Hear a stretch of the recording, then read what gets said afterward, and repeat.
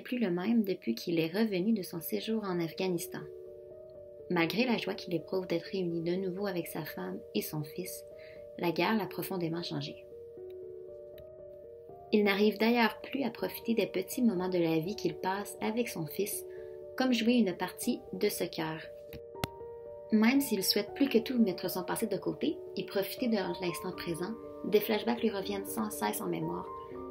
Il ne peut s'empêcher de se remémorer en boucle les événements traumatisants de son séjour en Afghanistan et de ses amis qui sont morts au combat.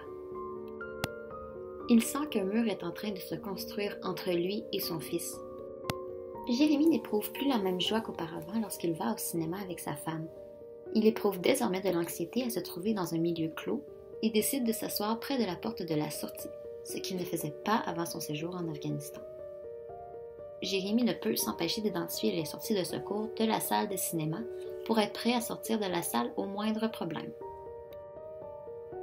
Cela fait déjà 6 semaines que Jérémy est de retour d'Afghanistan, mais ses symptômes ne semblent pas s'être dissipés. C'est pourquoi lui et sa femme ont décidé d'un commun accord de consulter un médecin qui leur en apprend plus sur le syndrome de stress post-traumatique.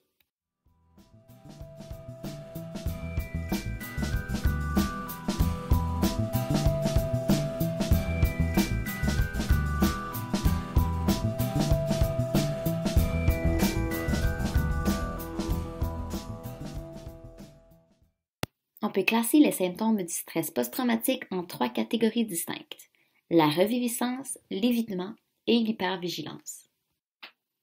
Tout d'abord, la reviviscence, c'est lorsque le patient revit l'événement traumatique dans ses pensées. Il peut revoir l'événement sous la forme de flashback, lorsque le patient est en état d'éveil, et sous la forme de cauchemar traumatique, lorsqu'il est en état de sommeil. Les événements semblent tellement réels lorsqu'il revit la scène dans sa tête que cela peut provoquer des comportements défensifs ou bien agressifs chez le patient.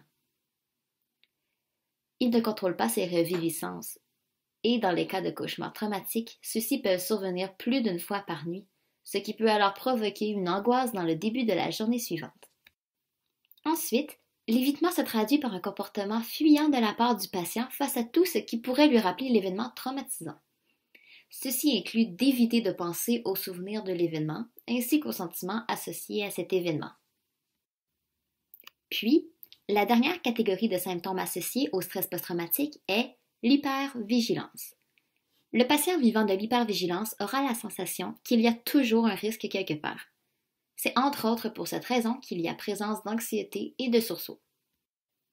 Un autre symptôme associé au stress post-traumatique, mais qu'on ne classe pas dans l'une des catégories précédemment identifiées, est le changement dans la personnalité. En effet, une personne qui vit un trouble comme celui-ci aura des comportements qui ne concordent pas avec sa personnalité qu'elle avait avant l'incident. Cette personne risque d'être plus irritable, plus agressive et plus intolérante à la frustration, entre autres.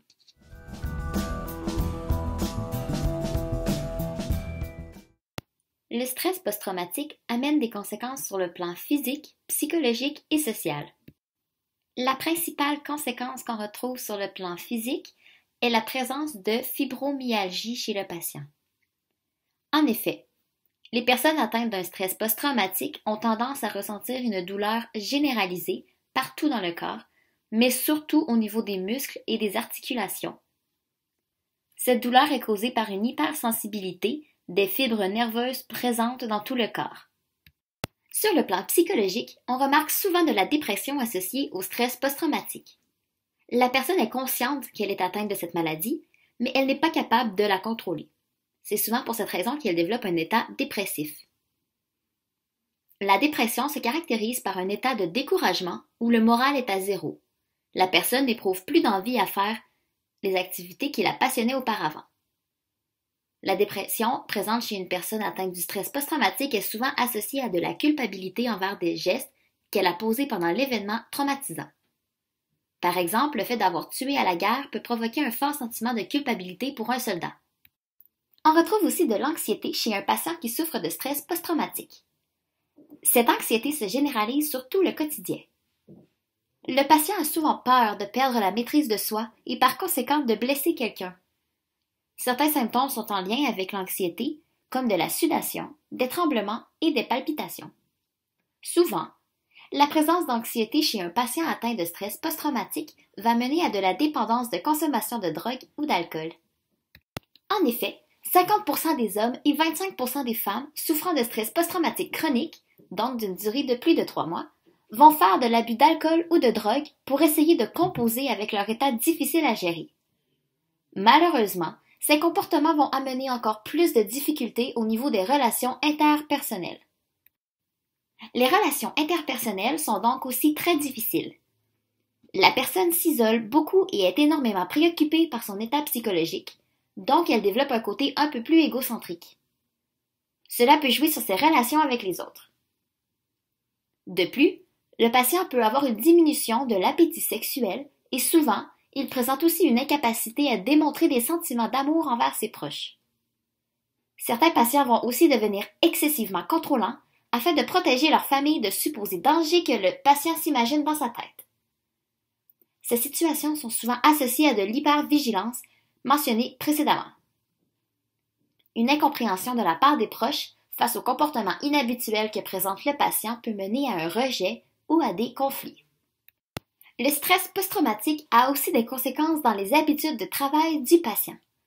Les symptômes du stress tels les sursauts, l'anxiété, la perte de mémoire et la perte de concentration peuvent nuire aux performances de la personne et ainsi contribuer à l'arrêt de travail de celle-ci.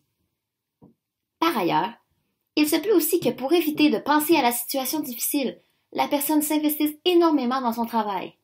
Il peut donc y avoir deux réactions opposées face à la perception de l'emploi. En situation normale, le stress est bénéfique pour l'humain lorsqu'il agit à court terme. En effet, lorsqu'un stimulus stressant vient menacer l'homéostasie du corps, l'axe hypothalamo-hypophyso-surrénalien s'active. L'activation de HPA provoque la libération des hormones du stress, soit l'adrénaline et les corticostéroïdes. Ces hormones agissent comme un coup de fouet notamment sur les systèmes cardiovasculaires et musculaires. Le cœur bat désormais plus rapidement et les muscles se contractent. Le corps se prépare à fuir ou à lutter. C'est le fameux fight or flight. Ce phénomène physiologique devient très utile lorsqu'on se retrouve face à un ours par exemple. Enfin, pour que le corps revienne à son état normal, l'action de l'axe HPA est contrôlée par une boucle de rétroaction négative menée par l'hormone corticotrope, qu'on nomme communément ACTH, qui est sécrétée par l'hypophyse. Or, lorsque le corps est exposé à un événement stressant majeur chargé en émotions fortes, de la peur par exemple, comme c'est le cas dans un stress post-traumatique, la boucle de rétroaction devient déficiente et l'axe HPA est désormais anormalement sensible au stress car il ne peut revenir à son état de repos. Dans le sang, cela se traduit par un niveau élevé de cortisol qui influence à la hausse le taux de glucocorticoïdes. À son tour, le glucocorticoïde commande à l'hypophyse de sécréter davantage d'ACTH, diminuant ainsi la capacité de réguler l'axe HPA. Ainsi, la combinaison d'un taux anormalement élevé de glucocorticoïdes et de l'activation de l'amygdale joue un rôle majeur dans l'encodage de souvenirs traumatiques dans la mémoire à long terme. Ces souvenirs chargés en émotions sont donc faciles à se remémorer en présence de stimuli qui leur en sont associés. Jérémy, je sais que tout cela peut vous sembler intimidant et un peu compliqué, mais sachez que le stress post-traumatique peut se guérir. Si vous combinez l'action de médicaments et la thérapie, vous avez de grandes chances de vous en sortir. Pour ce qui est de la prise de médicaments, il faut savoir qu'il n'en existe aucun qui vient traiter le stress post-traumatique directement. En effet, les médicaments vont plutôt venir agir sur les symptômes liés à la dépression et à l'anxiété. Il y a donc deux sortes de médicaments qui sont habituellement prescrits. Premièrement, on retrouve les antidépresseurs qui viendront rétablir un équilibre sur les émotions, sur la mémoire, sur la concentration et sur les symptômes plus physiques. Deuxièmement, il y a souvent prescription d'anxiolytiques, donc un médicament qui vient plus agir sur l'anxiété. Les anxiolytiques permettent de diminuer le stress et de favoriser un bon sommeil. Ces médicaments regroupent les tranquillisants ainsi que les somnifères. Comme je vous l'ai mentionné tout à l'heure, mon cher Jérémy, il faut aussi ajouter des thérapies à vos médicaments si vous voulez guérir. En effet, les médicaments à eux seuls ne peuvent vous soigner totalement. Donc, outre la médication, Les thérapies basées sur l'acceptation du traumatisme présentent des éléments prometteurs dans le traitement d'un stress post-traumatique. Parmi ces thérapies, les interventions basées sur la présence attentive ou le mindfulness pourraient être particulièrement bénéfiques pour des patients. Ces interventions travaillent entre autres sur la capacité d'être attentif aux éléments internes et externes dans le moment présent par des techniques de méditation. Éventuellement, le client est capable d'observer et de nommer ses pensées et ses émotions comme s'il regardait défiler une parade, lui permettant d'acquérir une nouvelle perspective d'acceptation plutôt que d'évitement des souvenirs traumatiques. Il existe plusieurs autres types de thérapies permettant aussi de bons résultats. L'ergothérapeute peut lui aussi intervenir auprès des personnes atteintes d'un syndrome de stress post-traumatique. Il peut apporter son aide en effectuant une évaluation afin de mieux comprendre les difficultés spécifiques telles la concentration, l'anxiété, l'impulsivité et l'attention. Il peut aussi aider en enseignant des méthodes afin de faire face à certains symptômes désagréables, le stress, la douleur, les troubles de sommeil. Finalement, il peut aider aussi le client à remplacer certaines habitudes néfastes telles que l'abus d'alcool par des activités saines et significatives. En prenant conscience de son problème et en décidant d'aller consulter, Jérémy a déjà fait un pas de géant vers sa guérison.